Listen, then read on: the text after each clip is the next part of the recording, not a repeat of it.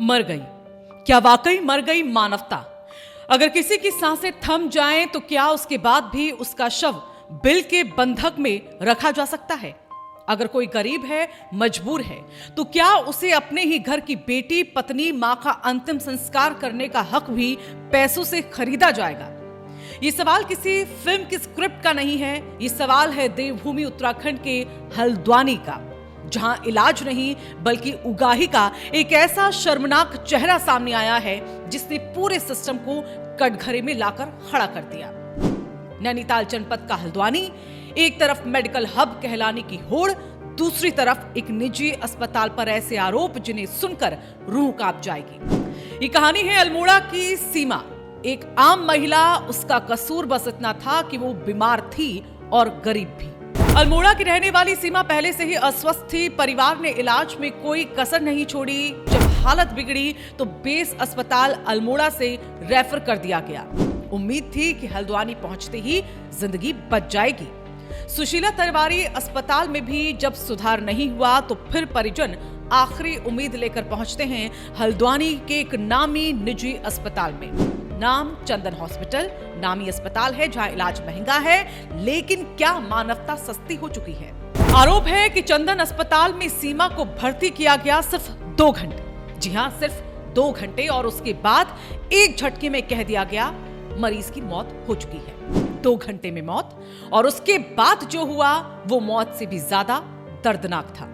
अस्पताल प्रबंधन ने इलाज के नाम पर थमा दिया 80,000 रुपए का बिल। सोचिए, जिस परिवार की महिला 2 घंटे में दुनिया छोड़ गई, वो परिवार 80,000 कहां से लाएगा? किसी तरह कर्ज लेकर, उधार मांगकर। रोते बिलखते परिजनों ने 57,000 रुपए जमा कर दिए, लेकिन कहानी यही खत्म नहीं हुई। इसके बाद भी अस्पताल प्रबंधन ने कहा पूरा पैसा दो वरना शव नहीं मिलेगा।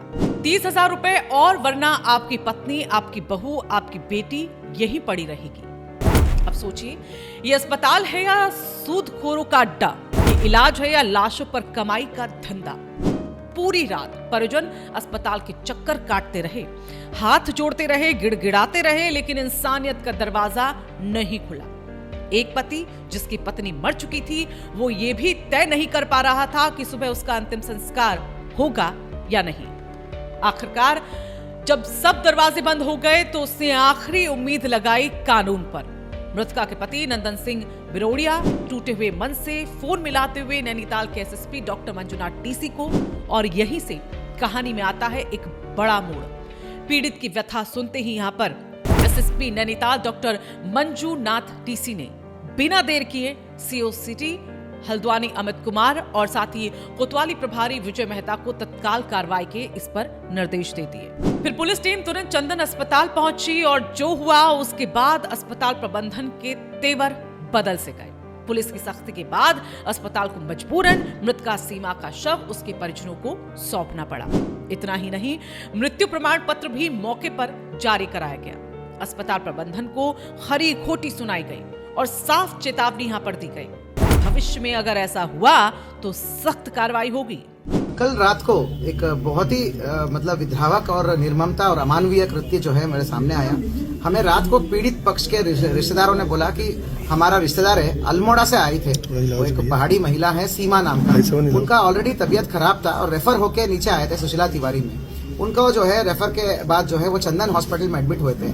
मात्र 2 घंटे का इलाज चला, मात्र 2 घंटे का इलाज चला के तो 2 घंटे के बाद इनको मृत घोषित कर दिया गया था। और उसके बाद उस पेशेंट को और उस पेशेंट के जो अटेंडर्स को इतना टॉर्चर किया गया रहा था। 80,000 रुपए का बिल बनाया मात्र 2 घंटे में। मात्र 2 घंटे में इमरजेंसी में इलाज देकर उनको 80,000 रुपए का बिल पकड़ाया और बेसिकली बिल का डिमांड किया। और उन्होंने बड़े मुश्किल से हाथ पैर जोड़ के इधर उधर रिश्तेदारों से जो है मांग के 50,000 प्लस 55,000 समथिंग उन्होंने 57,000 भी पेमेंट किया। इसके बाद भी बहुत ही निर्भरता से अमानवीय तरीके से बात करके उनको डरा के धमका के बॉडी को बंद करके उनको एक्सटॉर्शन किया जा रहा था कि अगर तुम पैसे नहीं देते हो बॉडी हम ही यूज कर लेंगे, हम ही इसको रख देंगे, हम बॉडी बिल्कुल नहीं देंगे, तुमको भी बंद करके पीटेंगे करके बहुत टॉर्चर किया जा रहा था। रात को 10 बजे वो पीड़ित पक्ष जो है रोते रोते हमको फोन किया, तो तत्काल हमने पुलिस टीम्स को एक्टिवेट किया और जो है बॉडी को रिलीज करने की जो कार्रवाई है और डेथ सर्टिफिकेट को उपलब्ध करवाने की कार्रवाई हमने कराया है। और जो है इस प्रकार जो एक्सटॉर्शन किया जा रहा था, बॉडी को एक ह्यूमन बॉडी जो है मतलब मानव का पार्थिव शरीर का अपना एक रेस्पेक्ट होता है।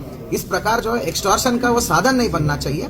ये बहुत अमानवीय और निर्मम कृत्य है जो उस हॉस्पिटल ने, चंदन हॉस्पिटल ने किया।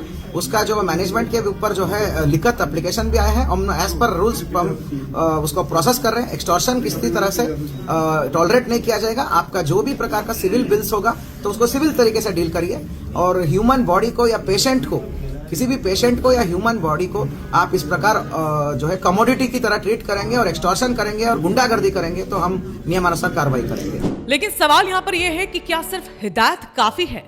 खबरें ये भी कहती हैं कि इस अस्पताल पर पहले भी कई आरोप लग चुके हैं। तो फिर यहाँ पर सवाल उठता है, क्या ऐसे अस्पतालों पर स्वास्थ्य विभाग की नजर नहीं है? क्या प्रशासन तभी जागेगा जब पुलिस बुलानी पड़ जाएगी? आज अगर एसएसपी तक फोन ना पहुंचता तो क्या सीमा का शव आज भी एक कमरे में बंद रहता?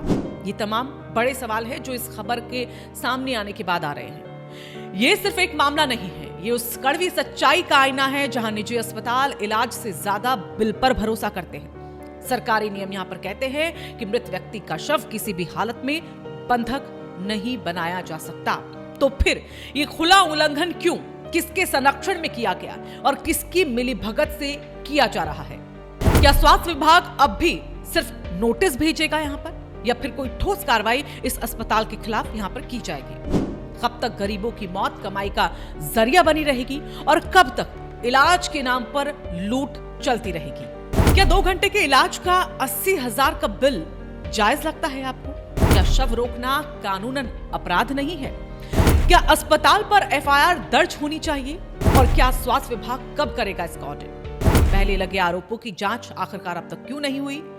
क्या गरीब का इलाज सिर्फ कागजों में ही हमें मुफ्त दिखता है?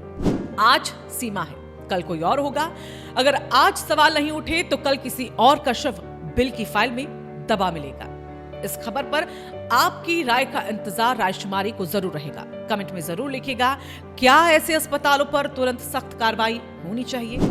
अगर आपको लगता है कि ये लड़ाई सिर्फ सीमा की नहीं है बल्कि हर आदमी की है तो इस वीडियो को आप लाइक कीजिए, शेयर कीजिए ताकि आवाज ऊपर तक पहुंचे। और ऐसे ही सवाल उठाती खबरों के लिए हमारे चैनल राजकुमारी को सब्सक्राइब करना न भूलें, क्योंकि अगर हम नहीं पूछेंगे तो जवाब भी नहीं मिल पाएंगे।